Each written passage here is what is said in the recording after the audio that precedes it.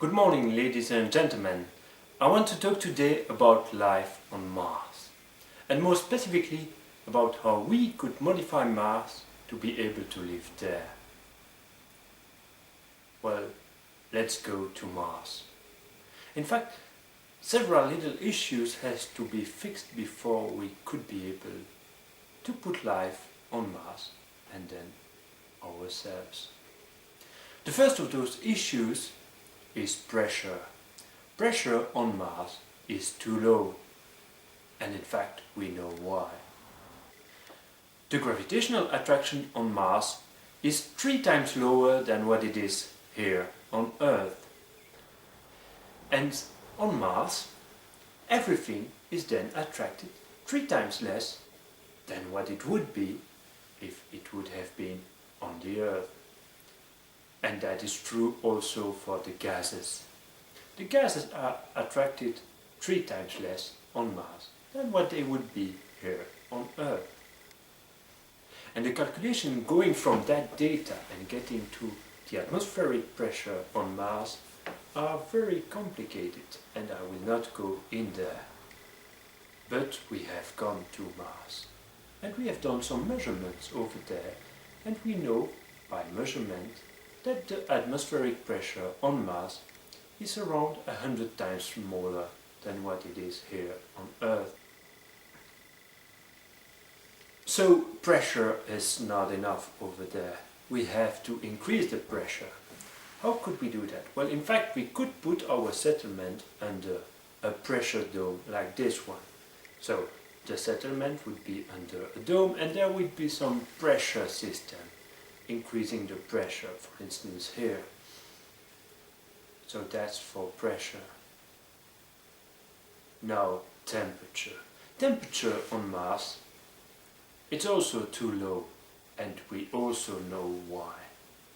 Mars is 50% further away from the Sun than what we are here on Earth, which means that solar power is 2 times smaller than what it is here on Earth.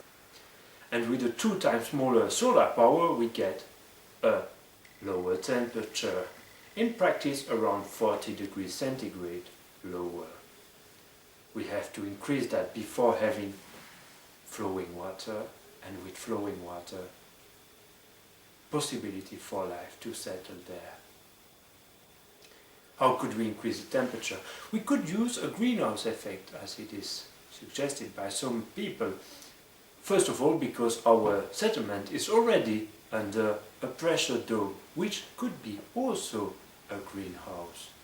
That would already increase for some degrees centigrade the temperature. But that's not enough. We need 4 times more than what we could do in the best greenhouse. So, well, either we could heat it up, but that would require a lot of energy. And it's not obvious that we would have that energy on Mars, or we could use also greenhouse gases. Well, in fact, Mars is already mainly under CO2, and CO2 is a greenhouse gas.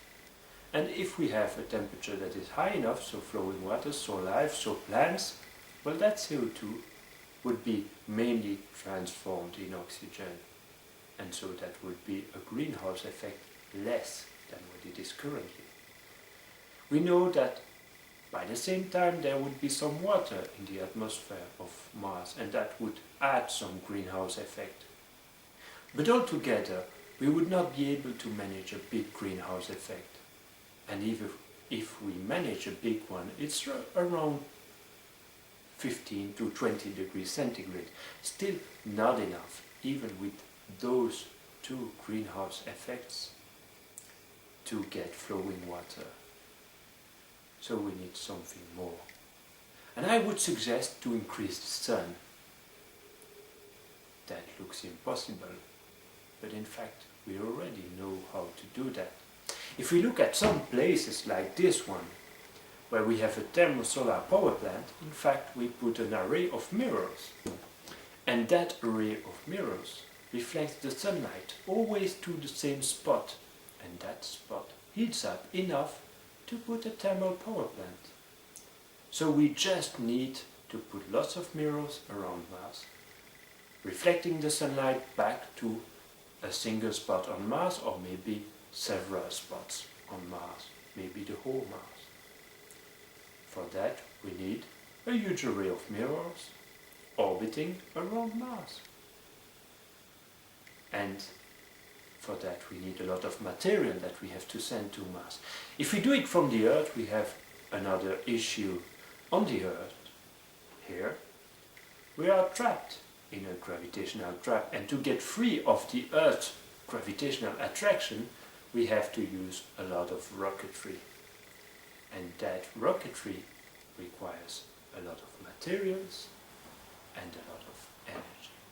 And that's something that would cost us a lot. We need to find material on a place that is not in a gravitational trap. And in fact we have one. It's called the asteroid belts. There is a lot of material, and it is not in a gravitational trap. So we just have to send a robot to the asteroid belt. That robot would be able to gather material, to transform it, and to build from scratch some copies of itself and also some satellites. And the good point with the asteroid belt is that once the satellite is built over there, that's quite hard, but we can do it with 3D printing and 3D recycling that we already developed for the Earth. Once we have built those satellites, then getting them to Mars is quite easy, because those satellites have just to be thrown to Mars with a tiny bit of rocketry to be able to manage the traveling, and once arrived around Mars, to be able to put it into orbit around Mars. So once that is fixed, once the satellites are orbiting around Mars, we can get them focusing the sunlight to a single spot or several spots on Mars, heating Mars up, either locally or globally, and allowing us to get flowing water, and then to be able to install their life, plants first to get oxygen, and then afterwards, well, animals and us. So that's how we could modify Mars to be able to live there. Okay, I thank you for viewing this video. And if you want to comment on this, you just have to click somewhere here below. There is a YouTube commentary system that is really working well, and feel free to use it. There is also a like and dislike button on YouTube.